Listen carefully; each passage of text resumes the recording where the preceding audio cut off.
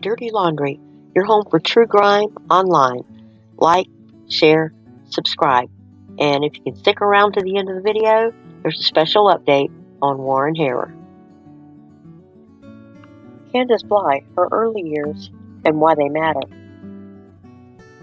Candace was born in May of 1982. She says, I was born in Corpus Christi, Texas, and the only reason why I ended up being raised in Wisconsin was because I was born with a hole between my heart and the four chambers, and they flew me up to Minnesota. It must have been something pretty serious because this is like a 21-hour drive, or a move. I guess they finally moved. After Googling what she's describing, the best I could find is something called a septal defect. Candace described her problem as being between the four chambers of the heart, but I did find atrial septal defects, different kinds, and I think this was along the line something that she had. As for the causes, it says an ASD occurs when this partition between the heart remains incomplete, leaving a hole in the heart wall. It also says that a mother's condition during pregnancy, such as alcohol and drug abuse, as well as diabetes, lupus, could also be contributing factors. This is a diagram of how the defect happens, and I don't know if it'll be any help to you or not, help you understand what's going on, but apparently Candace was born with a significant defect in her heart. A lot of times the defect will fix itself, but usually it's fixed with surgery, so it's not clear if Candace actually had the heart surgery, but just assuming she did, that would have been pretty rough on her. We're missing a lot of details because Candace Harer hasn't given us an interview yet. I did see the text message thing on YouTube last night. I'm not really sure of the credibility or if she's telling the truth in that, if it is real, so we'll just have to wait and see. Candace grew up in Wisconsin. That's where her mother was from. She says when she was 19, she left there and, quote, I jumped on the carnival in Pine City, Minnesota, right across the river. Actually, I was on the carnival circuit for a long bit, so I've been to different states and stuff. Now, somewhere along the line, it was believed she met a man named Andrew and had two children, Candace the fourth, and also a son named Andrew. And Andrew was reportedly beaten with a baseball bat. It doesn't say who or the circumstances, but the last report was that he was a special needs child because of it, and he ended up having to have assisted living. Then in 2009, Candace's sister, Rosemarie, went missing out of St. Croix, Wisconsin. According to the FBI, Bly was last seen leaving her residence in St. Croix Falls, Wisconsin, en route to Cushing, Wisconsin, a distance of only 5 miles. Her car was recovered 5 days later in Grantsburg, Wisconsin, in a parking lot typically used by truck drivers to park their tractor trailers. This parking lot is approximately 30 miles from her residence. Candace was asked how her mother was handling the disappearance of 2 family members. Quoting Candace, Mom, she's okay. My sister's been gone for 11 or 12 years now. It's hard on her. It's not at all easy. We just sit here and wonder because her story doesn't even make sense. She was on her way to meet her cousin at a bar and never made it to the bar, and it was like 2 miles from the house. And then her car shows up a week later in Grantsburg with no fingerprints and nothing on it. The Polk County Sheriff's Office and the FBI still consider it an open case. Meanwhile, Candace was in Fayetteville, Arkansas. She says she met Don Wells through his stepchildren. It's unclear if these were the children from Pamela Wells or a different marriage. I'm really kind of unsure about it. I'll keep researching. If you can help me out with that, let me know. We do know that at some point he was married to a Pamela Wells. I believe this is the one he met in a meth house.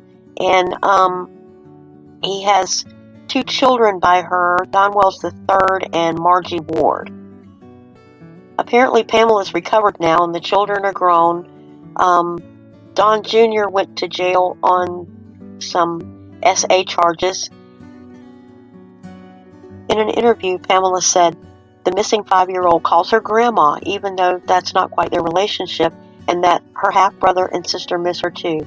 She said Summer is loved by both of them, and they want their little sister to come home. Both of her children are in their 30s. So their first child was born in Arkansas.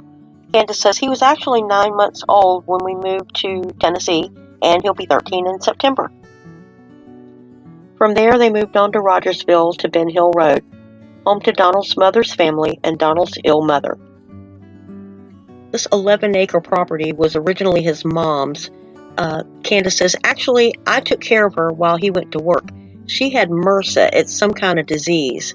I guess everybody has a little bit of MRSA in their bodies, but some people, it just overtakes their system after so many antibiotics. The antibiotics don't help no more because it's so gone. Because she was a Mormon, Candace said, they believed in different beliefs and stuff, so they took her out of here. Her dad was a Mormon too. She was dying. She was pretty much on her deathbed, and she goes, well, one's coming into the world. She was talking about Bly's second son at the time, because I was pregnant with him, and one's going out of the world. She was pretty much saying she was on her way out, and he was on his way in, and that's how it happened, Candace said. Candace and Dot had one more son, and then along came Summer. This is Joseph Rogers Elementary, where Summer would have started school. The school year started this year on August 9th, and previously the boys had gone to Kepler Elementary School, where Candace wanted them to go. It was closer to home, but this was the new school opening, and Summer was supposed to start here August 9th. Grandma had even taken Summer shopping for her first school outfit. Sadly, this outfit would be the last thing we would ever see her in. Candace says the only outfit I had was her brand new one we got for her to go to kindergarten. It was a suit, of course, pants and a sweater. I got it probably about a week before. It was still in Mom's truck. It was the only change of clothes because we did not plan to go swimming that day. A few hours later, someone was reported missing. The impact was felt by many, including Summer's Uncle Bob, Grandmother Candy's brother-in-law. Candace says the day he found out Summer went missing, he had to go to the hospital because he had a heart attack. Summer used to call him Uncle Booby. She couldn't say Bob, so she said Booby. Just 3 days after Summer went missing, Grandma Candy left Tennessee to be with her sister Linda and Bob, who was recently rehospitalized. She says he had to go back in because they had to put in a pacemaker. He quit smoking because he's on oxygen. Candace's Aunt Linda called and said she needed help because he's getting too far gone. He can't even lift up nothing or move his fingers hardly anymore. Now, Candace has a brother in Wisconsin, and I was doing a Google search on him just to see if I could get a quick update on him, and guess what I found? Turns out just yesterday this story was published about him. He's going to be living south of Thorpe, Wisconsin. Here you go, Clark County, Wisconsin. He's going to be released, and he will live near Thorpe. Here's his address if you're interested in sending him a postcard. And as a condition of his release, he must be on CPS monitoring and comply with the requirements of the sex offender registry. Now, it's only going to be about 100 miles from St. Croix, Wisconsin. And I don't know if they'll be doing any visiting, but apparently he can't leave, but he can have visitors. Really super sorry about the audio, guys. I'm going to be looking for a headphone tomorrow. Last check, I had 1.26 thousand subscribers. I want to thank you so much. You guys mean the world to me. I just want you to be safe. God bless and pray Summer home. And I hope to see you real soon with something new. Thanks. Bye.